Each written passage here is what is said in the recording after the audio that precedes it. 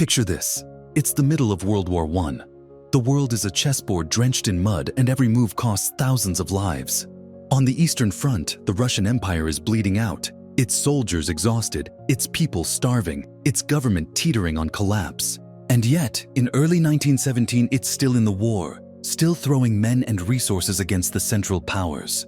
But what if I told you that one of the turning points that would push Russia out of the war entirely didn't happen on the battlefield or in a royal palace, but in a simple telegraph office where a single telephone call was made to the wrong number? And that wrong call set in motion a chain reaction that would topple an empire. Let's rewind. The setting: Petrograd, February 1917. The city is tense, bitterly cold, and starving. Nicholas II is hundreds of kilometers away at the military headquarters in Mogilev. Food shortages, inflation, and years of war have turned the streets into powder kegs. But here's the strange part. On February 22nd, the capital is still under control. The protests are simmering, but they're not yet a revolution. The government has one last card to play, moving loyal troops from the front lines into the city to restore order. This is where General Sergei Kabalov, commander of the Petrograd military district, comes in. His orders from Minister of the Interior Alexander Protopopov are clear. Call the headquarters of the Volhynsky Regiment and other loyal units. Instruct them to send reinforcements to key points in the city. These soldiers, it's hoped, will hold the streets until the Tsar returns or the unrest dies down. But here's the butterfly wing moment. Kabalov picks up the phone in his office and calls for the commander of the Volhynsky Regiment. A clerk answers. In the chaos of multiple lines ringing and poor connections, the clerk mishears the name of the regiment. Instead of forwarding the order to the loyalist Volhynsky Regiment, the message is patched through to the Pavlovsky Regiment, whose soldiers have been on the verge of mutiny for weeks. The caller's tone is urgent, official-sounding. The Pavlovsky officers, assuming the order is legitimate, send their men into the streets, not to defend government buildings but to mingle with protesters. Within hours, several of these soldiers turn their rifles against the police. In the fragile balance of Petrograd's loyalty, this is the tipping point. But how could one phone call really do that much damage? Here's the thing. The Petrograd garrison in February 1917 was a volatile mix. Many units were exhausted veterans from the front, resentful of the war and sympathetic to the crowds. Others were raw recruits with no real loyalty to the Tsar. The Volhynsky Regiment had a reputation for discipline. The Pavlovsky, for radicalism. By the time Kabalov realized the wrong unit had been mobilized, it was too late.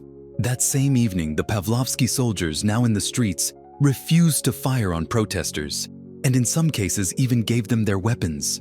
News of this defection spread like wildfire through the city's barracks. If the Pavlovsky could defy orders without immediate punishment, why not the Litovsky Regiment? Why not the Preobrazhensky? By the next day, entire regiments were walking off their posts, joining demonstrations and storming arsenals. The intended loyalist show of force had become the signal for open rebellion, and the dominoes kept falling. On February 25th, Nicholas II, still in Mogilev, telegraphed Kabalov to put down the disorders by tomorrow without fail. But the wrong call had already set the capital on fire. Even the famed Cossack cavalry units refused to charge the crowds. By February 27th, the situation spiraled completely out of control. Mutinous soldiers seized key bridges, the telephone exchange, and eventually the Tauride Palace, home to the State Duma. The Duma leaders, initially hesitant, now saw the government's authority collapse in real time. They formed the Provisional Committee, effectively a parallel government.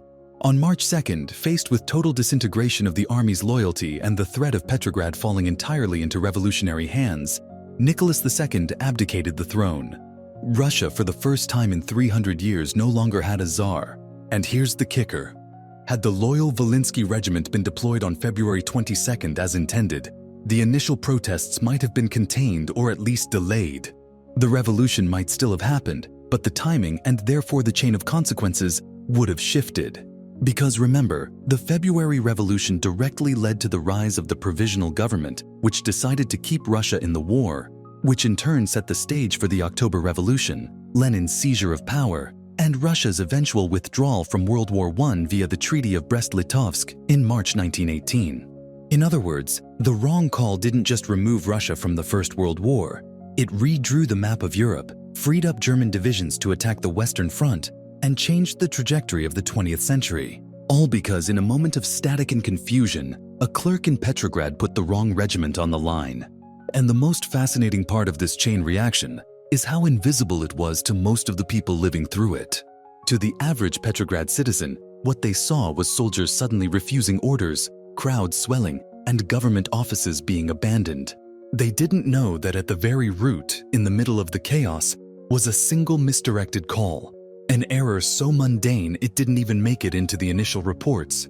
And yet, historians piecing together the events decades later found accounts from officers in both the Volinsky and Pavlovsky regiments that confirmed the mix-up.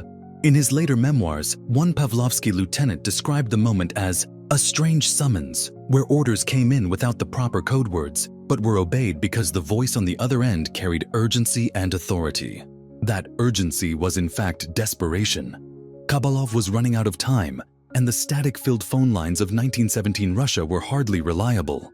You have to remember, telecommunication infrastructure in Petrograd during the war was stretched thin, patched together with outdated equipment, and operated by overworked clerks. In that environment, a simple mishearing was not just possible, it was inevitable. The February Revolution is often described as spontaneous, a kind of social avalanche that no one could have stopped.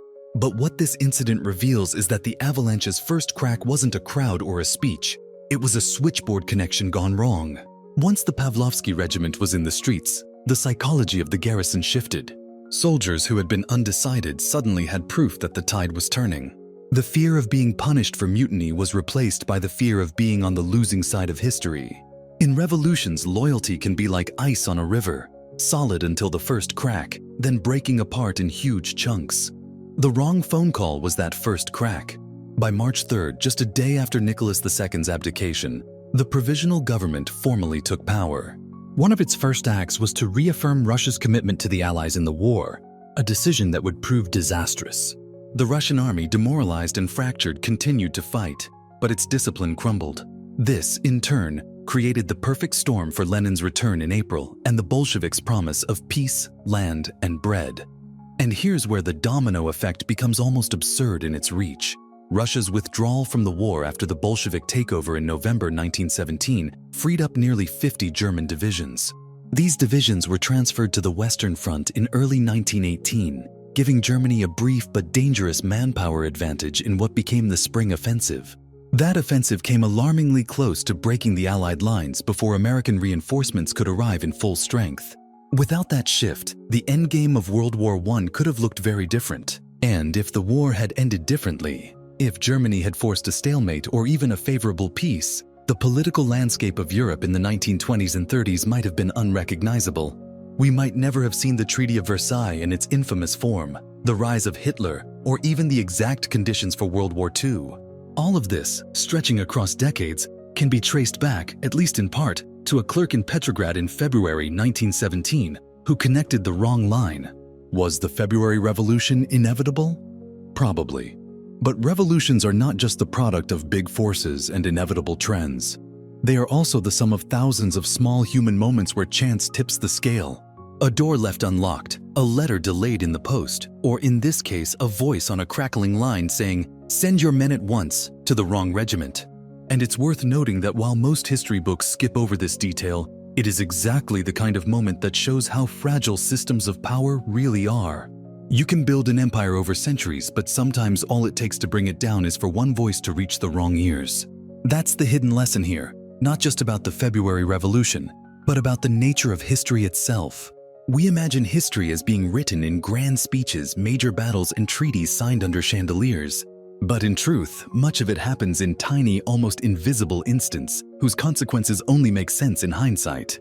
This is why we dig into these moments on this channel, because when you understand the chain reactions, the butterfly effects of history, you stop seeing it as a set of disconnected dates and start seeing it as a living web of cause and effect.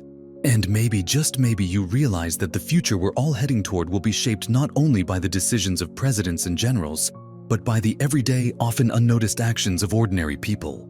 If this dive into the wrong call that helped push Russia out of World War I gave you a new perspective on how history really works, hit like, share it with someone who still thinks history is all about big dates and battles, and subscribe to the Domino Effect, where we uncover the hidden gears that turn the wheels of history, one overlooked moment at a time.